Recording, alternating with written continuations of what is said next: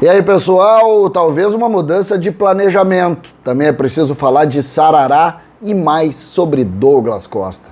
César, Cidade Dias falando de Grêmio aqui no YouTube, papo de gremista para gremista.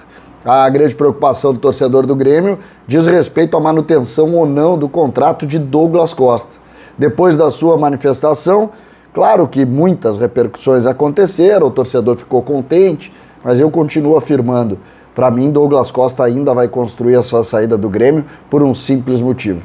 Não existe possibilidade do Grêmio compor esses 1,5 milhão sem diferir.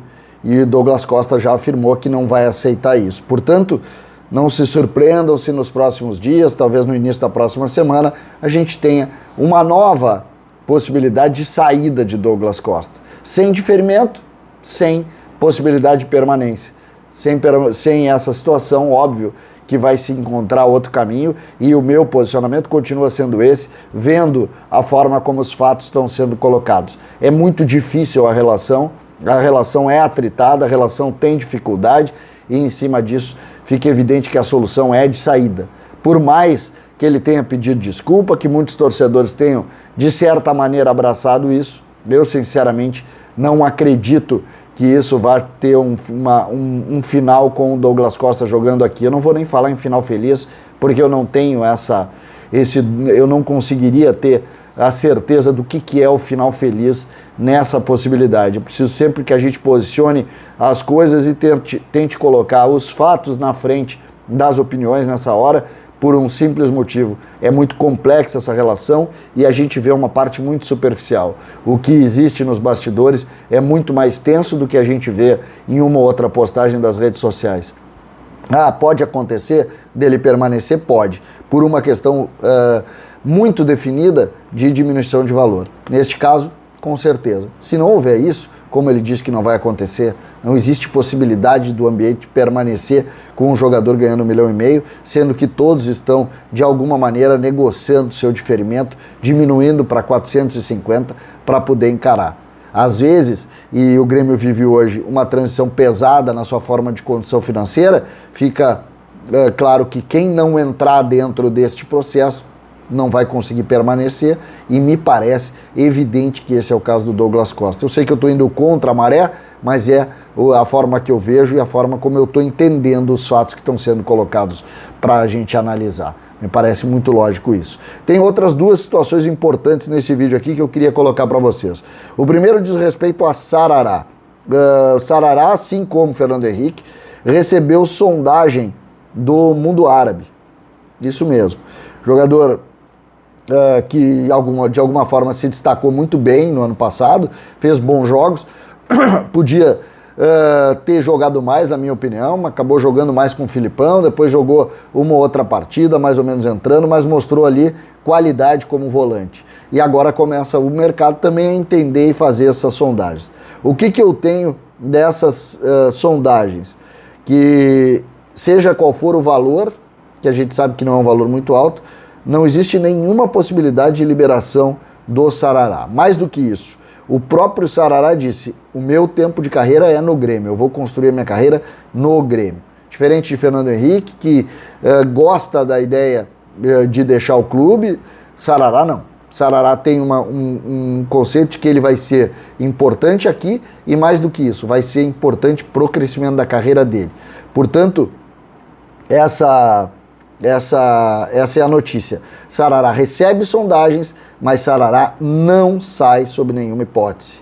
Mesmo o Grêmio recebendo até mesmo um valor maior do que receberia por Fernando Henrique, mas não existe possibilidade de Sarará deixar o Grêmio na temporada de 22. Vamos ao terceiro ponto deste conteúdo, a mudança de planos. Isso mesmo. Qual é originalmente a história relacionada a Denis Abraão e a pré-temporada? O Grêmio se apresenta dia 10 e faz 30 dias de pré-temporada. Não, vocês devem ter escutado isso. E o time de transição, então, joga as primeiras partidas do Gauchão. Mas isso vai mudar. O Gauchão inicialmente começaria no dia 22, correto? Pois isso mudou, passou para o dia 26. Então o Grêmio joga contra o Caxias dia 26, joga contra o Brasil em Pelotas no dia 29 e joga no dia 2 na Arena contra o São José e depois joga também na Arena contra o Guarani de Bagé. O que vai acontecer a partir dessa mudança? O Grêmio estreia no dia 26 contra o Caxias com o time de transição. O Grêmio joga no dia 29 contra o Brasil em Pelotas com o time de transição e estreia com a equipe principal no dia 2 contra a equipe do São José em Porto Alegre e já começa a partir daí o trabalho com os jogadores do grupo principal.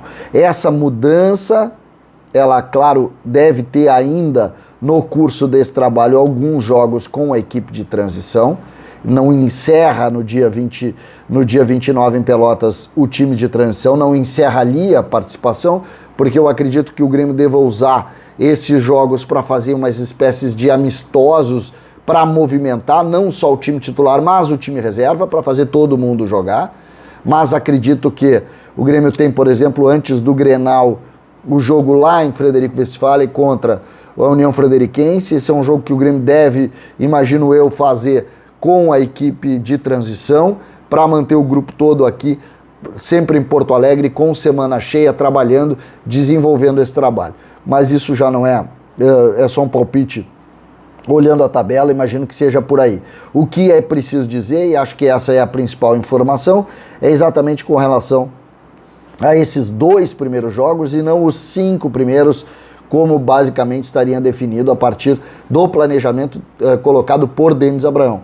Denis Abraão, que quer um período forte para constituir trabalho lá no final. Então, o Grêmio dificilmente deve sair de Porto Alegre, imagino eu, para fazer esses jogos. Exatamente para conseguir segurar nesses 30 dias semanas cheias de trabalho. Por isso é que eu vejo o dia 26, o dia 29 obrigatoriamente com a equipe de transição. Já em Porto Alegre, no dia 2, tu joga com a equipe principal. Contra o Guarani de Bagé, imagino que também, ou de repente mexendo o grupo. E aí tu tem, depois disso, a sequência, e aí, claro, tu vai encarregar e vai jogar sempre com o time principal, porque o Grêmio não tem tantas datas nessa temporada e daí precisa desenvolver. Portanto, uma mudança de planos, em razão de uma mudança de tabela aqui, e acho lógico essa mudança de planos, e torço então, já não vai ter 5 jogos de torcida com time de transição, vamos ficar com apenas 2, mas vamos torcer muito, porque o Grêmio precisa revelar jogadores, vou insistir nisso, precisa revelar. Bitelo tem que ter espaço, Vini Paulista tem que ter espaço, Pedro Lucas tem que ter espaço, Rildo tem que ter espaço, Elias tem que ter espaço. O Grêmio precisa desses meninos de transição. Domingo eles jogam de novo e nós vamos acompanhar. César, Cidade Dias falando de Grêmio aqui no YouTube.